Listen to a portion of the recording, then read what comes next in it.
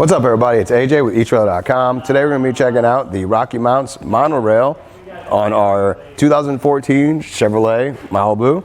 Now this is going to fit on 1.25" hitches only, class 2. So that means that's the stronger of the two different 1.25". So make sure you have that to get this bike rack. That being said though, it's a platform style bike rack that holds the bike by the front tire, not the frame. So it's nice that we can use these kind of road bikes on here that are carbon fiber. You don't have to worry about scuffing up or damaging the frame at all, and really opens it up for a bunch of different style bikes. You can use alternative frame bikes, female bikes, kids bikes, mountain bikes, and even fat tire bikes work on here too. I really like that aspect of it. It comes with the strap extensions that you can extend around those tires, so you don't have to buy anything extra. Everything's included in here. I really like this bike rack because of that. So taking a closer look at it, we got the wheel hook right here. It's got everything that's blue. It means that you can manipulate. So this is gonna be the button you can push down and it's gonna activate something. So this is what you push down on to bring this up, and what you would to remove it, or to put it back into place. It ratchets down. I like that it ratchets, so you know, if you get one more ratchet out of it, you hear that, you can hear it, know that it's on there good and tight.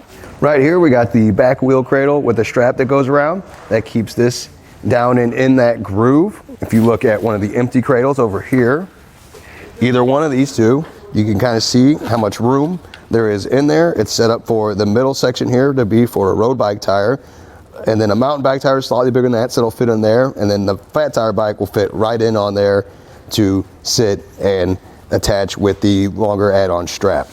Another great feature this bike rack has is you can tilt away with both bikes loaded, and the thing I like the most about that is that the handle's right here at the end of the bike rack, so it's not a pedal that's up front. On some of the other ones, you'd have to kick a pedal over here to lower it down. You don't have to do that with this one. This one, you just pull this handle. Make sure, I always recommend grabbing the wheel hook, this just to help lower it down very slowly. Then you can get access to the back of your vehicle. So now you can easily hit that button, pop that trunk, and not have to worry about this being in the way. You can easily grab something out of here or put something else in there that you forgot and not have to unload everything to do so. Let's go ahead and tilt it back into place, and I'll go and remove the bike. So we want to start with the wheel strap on the back first. That way you let that wheel hook hold it up. So we're going to push in on that blue button right there. That releases that. Come up here, the blue trigger on the wheel hook.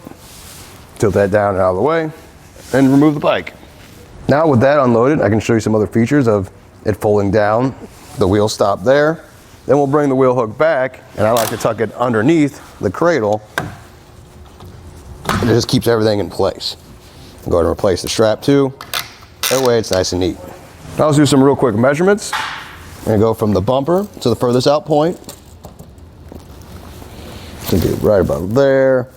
And it's gonna be about 32 inches on your Malibu. So then another measurement you wanna get is the bumper to the closest point. So it's gonna go from there to probably here. And that's gonna be 6 inches. Our next measurement will be ground clearance. So we'll go from the ground to the bottom of the bike rack, which looks like the handle here is the one that sticks out the most. So if I can see that, 18.5 inches, it looks like where it's sitting at. So it does have a rise in the shank, so you shouldn't have any problems, but your hitch is a little low, so just be careful on those steep hills or driveways.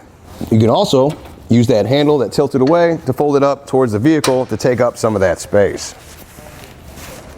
So we'll do that and get some more measurements. Again, from the bumper in the same spot to the furthest out point now is going to be about, looks like 12.5 inches. And then the closest point is going to be, looks like it's 4.5 inches. So still plenty of space there. You know what, let's go ahead and look over here by the cradle. Just in case, I was actually measuring here in the center, but the cradle looks a little bit closer. So if we go from the bumper to about there, it's going to be 3 inches. So that's a little bit less, but still, you can see the bike rack doesn't move forward or backwards, so you really don't have to worry about it making contact with your vehicle. Looking at the hitch here, it only fits 1.25" hitches. It's got an anti-rattle hitch pin right here and a lock. So this lock, it matches the one that goes with the cable lock that's included. So you got one key to unlock both of those. So I really like that you can lock up the bike rack to the hitch and lock your bikes to the rack. That way, when you're not around, nobody can mess with. They're not going to get this bike rack out, and they're not going to get that bike out. So I'm going to show you the anti-rattle hitch pin in motion. I'm shaking the whole Malibu back and forth, so you don't have to worry about any shake and play here in the hitch, which means it's not going to transfer up to your bikes. Overall, I really like this bike rack. I like everything that's included with it. You don't have to buy any extra stuff. I actually have this one myself. I have the 2" by 2" one on my SUV, so I definitely use it. I enjoy it, and I recommend it. Well, thanks for hanging out, and I hope this helped.